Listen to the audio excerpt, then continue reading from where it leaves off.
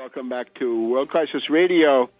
Notice the U.S. is carving countries, destroying countries left and right. Sudan, carved into two parts. Civil war may be beginning in Sudan. Issue there is the oil in the south. Libya, de facto carved into two parts, this time along an east-west divide. Yemen, U.S. threatening to divide Yemen into two parts. Algeria, notice, not so much ferment in Algeria.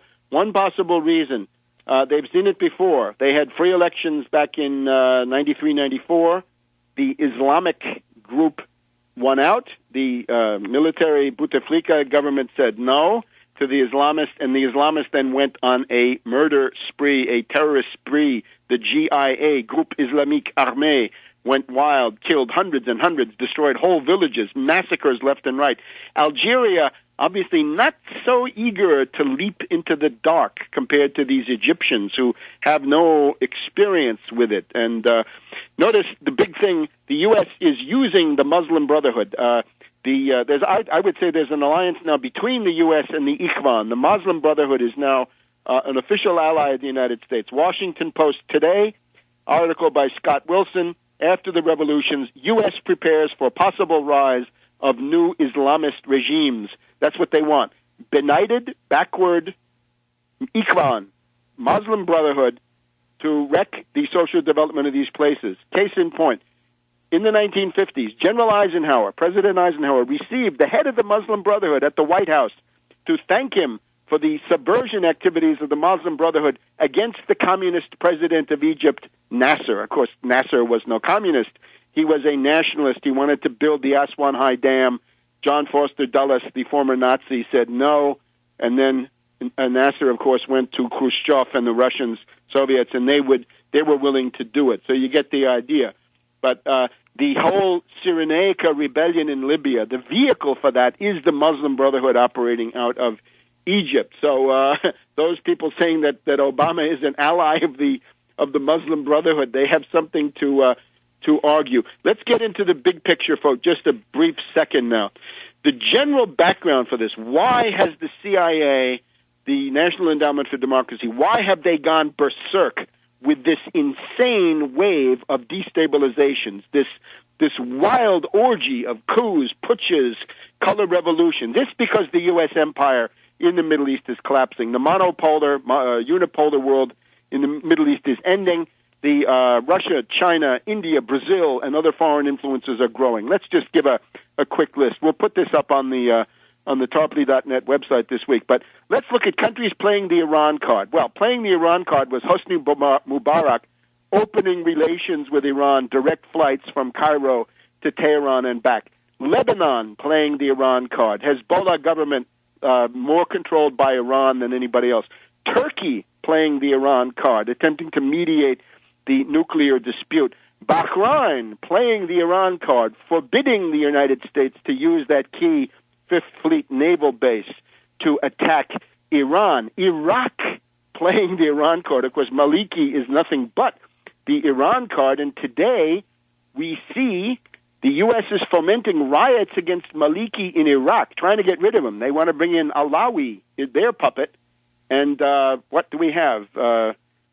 Dozens of people shot. Where the Washington Post says Maliki is starting to act like Saddam Hussein. Yeah, too bad if you gave your life for the freedom of Iraq, but that's the way it is.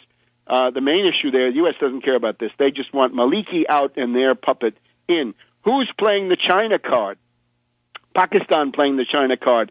This is now China-Pakistan Friendship Year 2011. They're jointly developing the JF-15 strike fighter. The commercial relations between Pakistan and China proceed apace. It's interesting. Gaddafi is now playing all these cards. Gaddafi says, I will kick out the West. I will bring in Russia, China, Brazil, and India. So he's playing all of them at the same time. But Pakistan is the classic country, the natural, traditional ally of Pakistan. So that is the main reason they want to destroy it. Because remember, the way you get oil from Iran into China is to go through the Pakistan energy corridor, be it Gwadar or be it the pipelines. Also playing the China card, President Karzai of Afghanistan. Less than a year ago, Obama's emergency trip to Afghanistan after Karzai went to Beijing. They were afraid that he was breaking out of the U.S. orbit and joining his neighboring power, China.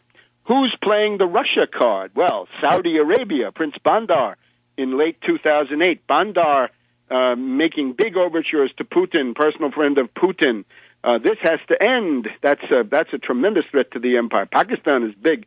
Saudi Arabia, equally big. Huge is also Italy, NATO state, big four Western European country. Berlusconi playing the Russian card, for that matter, playing the Libyan card. You can say that there's an axis, Moscow, Rome, Tripoli.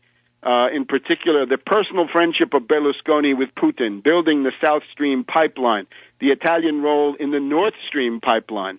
So Berlusconi playing the Russian card massively, Berlusconi also playing the Libyan card massively. Germany playing the Russian card with the Nord Stream pipeline, so that natural gas now comes from Russia right down the Baltic. This has been operative for almost a year now. The Nord Stream pipeline removes the ability, as does the South Stream, for the NATO puppet states, the virulently anti-Russian guys in Eastern Europe, be it the Baltics, the Poles, the Ukrainians, and so forth. They can't cut off the gas and blame it on Russia. Notice also Belarus, two sides to this. Gaddafi has been playing the Belarus card in addition to everything else. So has that essentially means that you've got an axis Russia, Italy, Libya, Belarus. And it's no coincidence that Hillary Clinton just met with Sikorsky, the Polish foreign minister. The main issue was to get money together to develop civil society in Belarus. Now, that's called imperialist intervention in the affairs of sovereign states. What they mean is how to organize a color revolution in Belarus against Lukashenko. They've tried this before. They really tried. They tried a color revolution at least once last year in Belarus. It didn't get a lot of play because it didn't take off. Now, think about that. That's really playing with fire. Suppose you have a color revolution in Belarus, and the Russians say, this is intolerable. We're not going to let you join NATO. We're coming in. Russian troops push into Belarus. The Poles push in from the other side. You have Russian troops colliding with NATO troops. That's World War III in sight right there. Hands off Belarus. I don't care about the internal regime of Belarus. That will be taken care of by the people there. We got our own problems. We've got fascists running wild in Ohio, in Wisconsin. We've got lunatic Gestapo tactics all over the place. The other thing, of course, from the U.S. is the Israeli attack on Lebanon in 2006 was an ignominious defeat, one armored division destroyed out of 5. The Iranian color revolution, the so-called Twitter revolution of June 2009, a failure. They're still pushing ahead with their ragtag forces. The Ukrainian Orange Revolution completely rolled back. Both of those NATO puppets, Yushchenko and Timoshenko, are both gone. Georgia, of course, Saakashvili is still there, but he's exposed as a warmonger, a dictator, and a madman. Belarus, it didn't work. Tibet, it didn't work, and so forth. So watch out for Belarus. They're not giving up on that. They're trying to do it vis-a-vis China. China is cracking down to some extent. It's interesting, today would have been Friday prayers in Libya, and Al Jazeera was wailing and whining a few minutes ago, oh, nothing happened today, right? There's an eerie calm in Tripoli. Well, they wanted to get a big crowd because of Friday, right, the traditional day when everybody's out. They're not going to be able to get Gaddafi out of Tripoli, and Gaddafi may be able to reassert his rule in more of the country than he has now. NATO, get out of Libya. U.S., get out and stay out of Libya. We'll be back in just a minute.